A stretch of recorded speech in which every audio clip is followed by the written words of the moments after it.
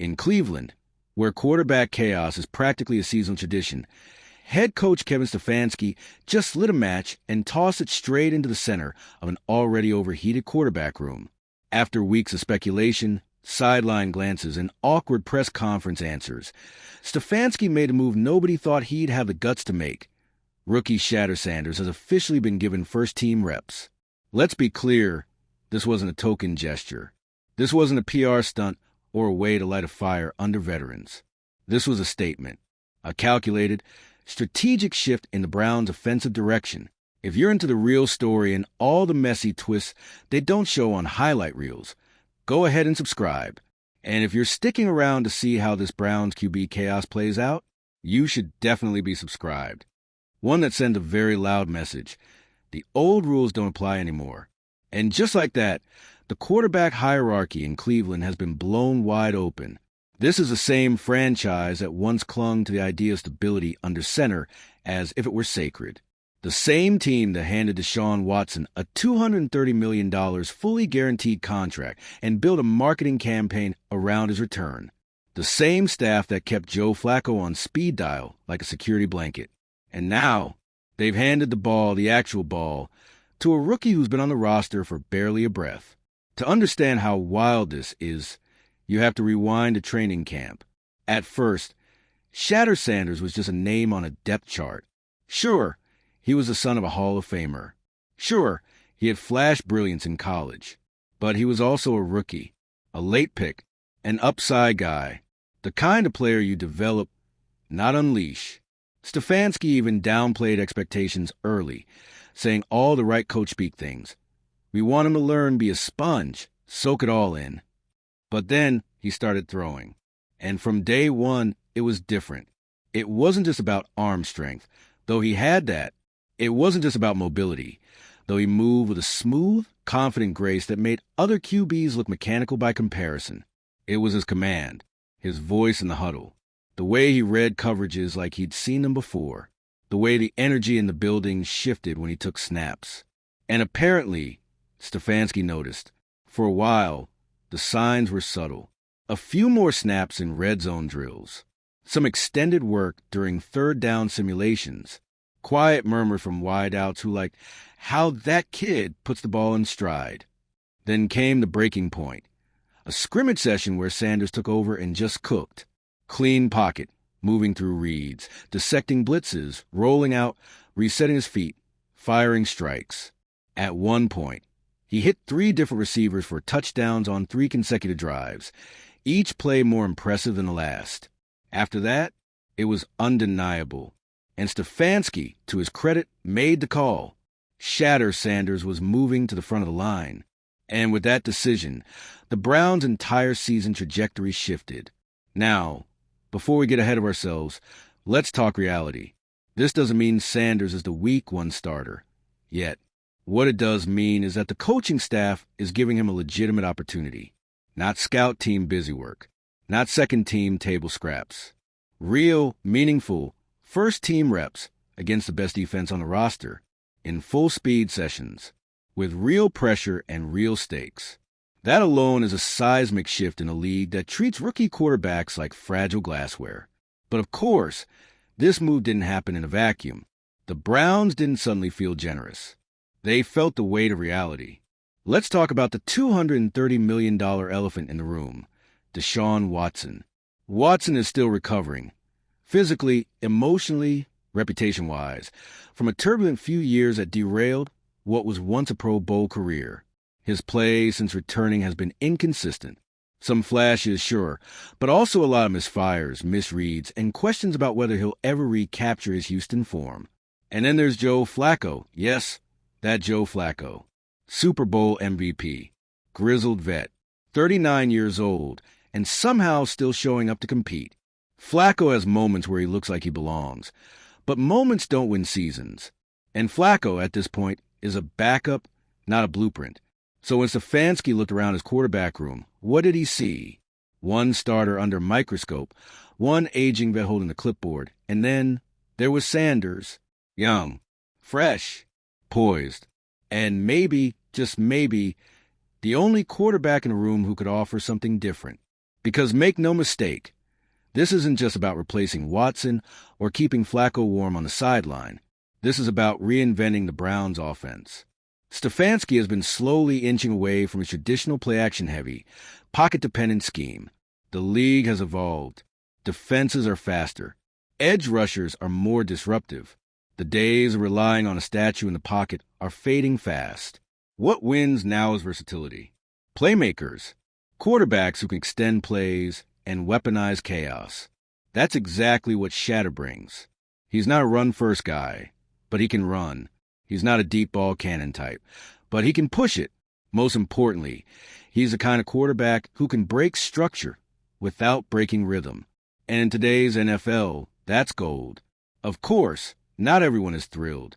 The reactions from the media and football traditionalists have been predictable. Cries of nepotism. Complaints about rushing rookies. He hasn't earned it. He needs to wait his turn. But here's the thing. He has earned it. Sanders has shown the poise, polish, and football IQ of a veteran. And it's not just practice hype. It's execution, efficiency, every measurable and intangible you'd want from a modern QB1. So the idea that he should just sit and wait because of pecking order? That's not football. That's ego. And speaking of egos, how are the other quarterbacks handling this? Internally, reports suggest Watson isn't thrilled. And who would be? When you're the franchise face and a rookie suddenly starts taking your reps, the writing's on the wall. But Watson is also a competitor. He knows how this works. If anything, this might be the jolt he needs. If Sanders' rise pushes him to play better, that's a win for the team. Flacco, meanwhile, has reportedly been more pragmatic. He's been through this before. He knows how to mentor while still competing. But deep down, even he probably knows he's not the future. And that's where all this leads, to the future. Kevin Stefanski is not just trying to win games. He's trying to save his job. After back-to-back underwhelming seasons, the heat is real. The leash is short. And he knows that going 8-9 with a safe QB choice won't cut it. If he's going down, he's going to swing. And right now, the best chance at a real swing is a kid who just won the huddle the old-fashioned way, by balling out. If Sanders starts and it works, Stefanski becomes a coach who had vision, who took the risk, who turned the Browns from a meme into a movement. If it doesn't work, well, he was probably gone anyway. That's the gamble. And in a city like Cleveland, where the quarterback position has been cursed longer than most fans have been alive, it's a gamble worth making. Because this isn't just about week one. It's about whether the Browns are finally ready to become something else. Something faster. Something bolder. Something built for right now. So yes, the haters are fuming. The doubters are shouting. The takes are flying. But in the middle of all the noise, something very real is happening in Cleveland. A quarterback is rising. And for once, he's not being held back by politics, contracts, or fear. He's being handed the keys. Now we'll find out if he knows where to drive. And as the dust settles on the stunning quarterback shakeup, the Browns facility is buzzing, not just with media chatter and outside noise, but with a tangible energy shift that can't be faked. The practice field feels different. The receivers are running sharper routes. The offensive line is more engaged in protections. Even the defensive unit, which once treated camp as a routine, now seems dialed in when Sanders steps behind center. Because when the guy throwing the ball brings urgency, everybody around him follows suit. What's truly remarkable here is how naturally Sanders has stepped into leadership. Not forced, not performative. Just there, present. You can see it in the way he daps up the offensive linemen after drills. The way he chats with running backs on the sideline, breaking down pass protection cues. Even the defensive backs have taken notice, reportedly calling him the most serious rookie they've faced in camp. This isn't a player being handed opportunity because of headlines. This is a player taking it with his presence. And Kevin Stefanski's decision? It's being watched under a microscope by both the locker room and the league. Internally, the staff understands the magnitude. The quarterback position isn't just a personnel choice. It's the identity of the team. If Sanders works, he becomes a face. The offensive scheme adjusts to his strengths. The playbook morphs around his style. The culture shifts toward his tempo. That's why this moment feels less like an experiment and more like a potential pivot point. But naturally, not everyone is sold. Some in the front office are reportedly concerned that this early promotion could cause ripples in the team hierarchy. After all, Sanders isn't just bumping a third stringer. He's cutting into the reps of a $230 million quarterback whose presence has defined the team's recent direction. There are also whispers of tension from player agents behind the scenes. Let's not kid ourselves. Contracts, endorsements, reputations. It's all on the line. If Shatter becomes a guy, a domino effect follows. Deals get restructured. Roles get redefined. And suddenly, the pecking order that veterans cling to doesn't matter anymore. But what about the fans? Here's where things get really interesting. Cleveland fans have seen it all. Busts, injuries, shiny new QBs who fizzled under pressure, overhyped veterans who never found rhythm. This fan base is traumatized, but also sharp. They can smell nonsense from a mile away, and they know authenticity when they see it. And so far, Sanders has passed the authenticity test. No flashy social media stunts. No look-at-me antics. Just work. Interviews that focus on the team. A demeanor that balances hunger with humility. That stuff matters in a city like Cleveland, where fans rally behind effort as much as results. That's why the local buzz isn't just growing. It's boiling. You got season ticket holders posting practice clips. You got podcast hosts calling for a full QB reset. You've got high school coaches in the area telling their players to study Sanders tape. Because when a team starts to feel like it might finally have that guy, hope creeps in. And hope in Cleveland is both rare and radioactive. Meanwhile, Stefanski is walking a tightrope. Give Sanders too much too soon, and you risk overwhelming him. Let him sit too long, and you lose momentum. But so far, Stefanski seems to be threading that needle, rotating him with the first-team offense in red zone drills, letting him call audibles in controlled scrimmage sessions, giving him enough rope to grow, but not enough to hang the season. It's a bold coaching move, but also a calculated one.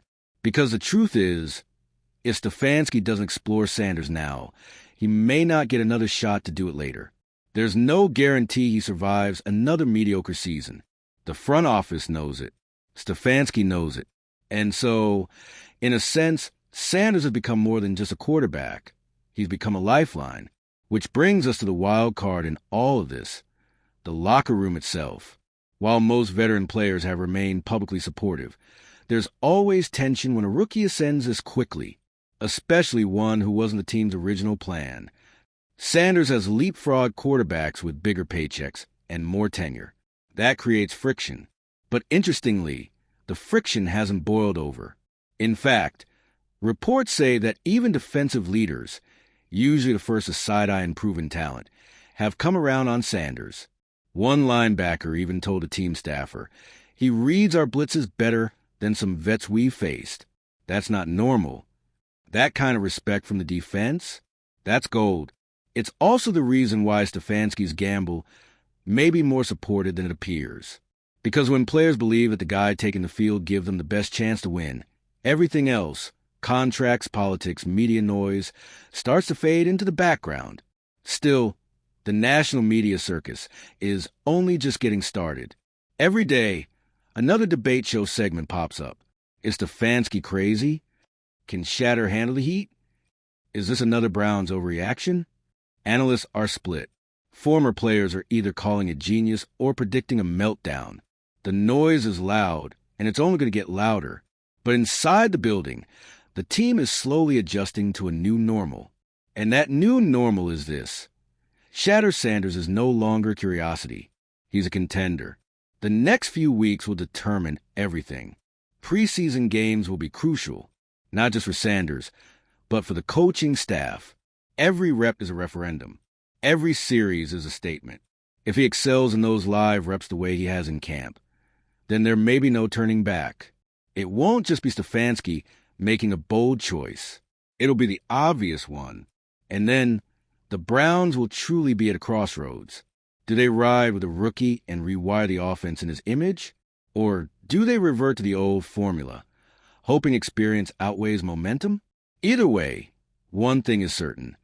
The Browns' 2025 season will be remembered for how this moment plays out. Because quarterback controversies come and go, but franchise-defining decisions, those stick. This isn't just about giving a rookie a shot. It's about whether Cleveland is finally ready to stop fearing its past and start building its future. And if Stefanski's decision holds, if Sanders keeps performing, then this may not be the story of a surprise QB shakeup. It may be the first chapter in something we haven't seen in Cleveland in a very, very long time.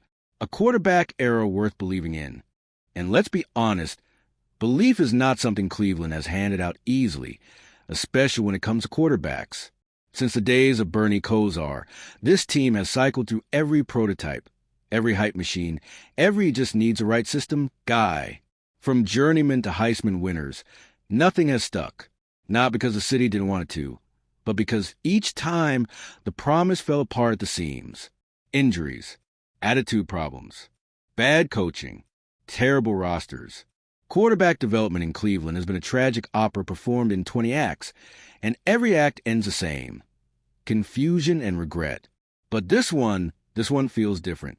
Not because Shatter Sanders is the second coming of Mahomes, or because he's reinventing quarterbacking. It's because, finally, there's a sense of alignment on the field, in the locker room, and even in the stands. People are seeing what Stefanski sees, a quarterback who doesn't look overwhelmed, a guy who processes fast, plays faster, and doesn't shrink when the lights go on. Sanders isn't coasting on athleticism. He's thriving off anticipation, off touch, off feel. Those are the intangibles you can't coach. And that's exactly why Stefanski is betting on him now, before the season spirals into another what if. Let's not underestimate what's at stake for Stefanski, either.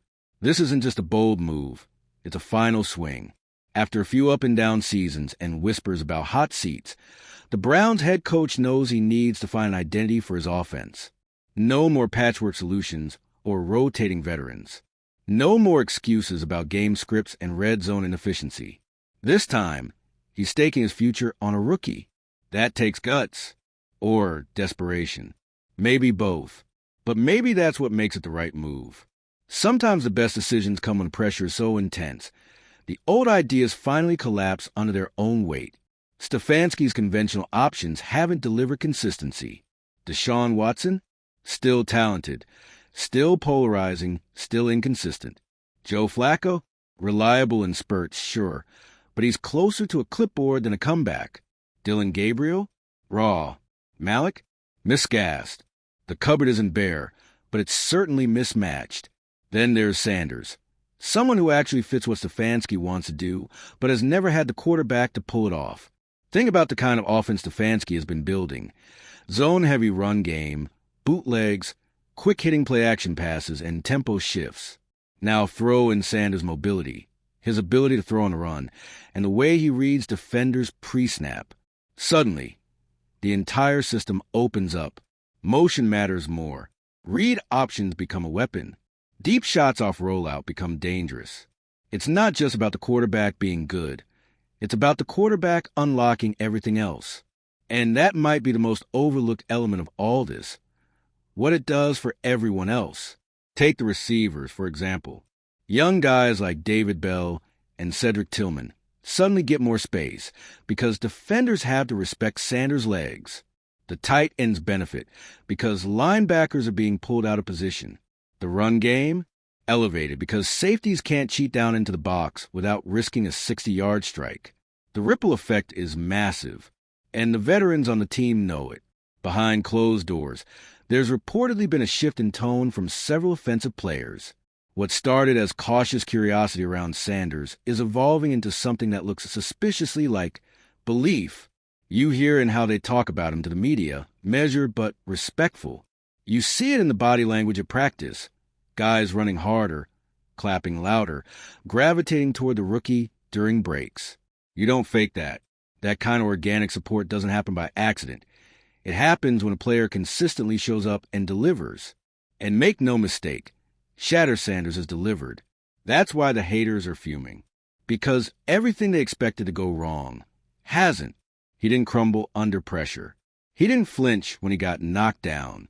He didn't act entitled or ride on name recognition. Instead, he's been humble, focused, and sharp. The worst thing about Sanders, for his critics, is that he's been exactly what you want a rookie quarterback to be. The excuses to keep him buried are evaporating. And that's what's causing friction, not just inside the team, but around it. Because people are scrambling now. The analysts who doubted his NFL readiness are being forced to pivot. The beat reporters who said he'd be just another camp arm are now editing their narratives. The agents of other quarterbacks on the roster are quietly lobbying the staff to slow things down because they see the writing on the wall. The reality is, if Sanders performs well in live preseason action, this train becomes impossible to stop. And that creates a dilemma the Browns haven't had in years. An actual quarterback decision based on talent, not damage control. That's a new problem for this franchise. A good one, but it also comes with risk. If Sanders does become QB1, there's no going back. You can't start him week 1 and then bench him at the first bump. You're building a new identity from the ground up. You're asking the entire locker room to buy into a rookie-led future. If it works, you have lightning in a bottle. If it backfires, you just burned your last life as a coaching staff.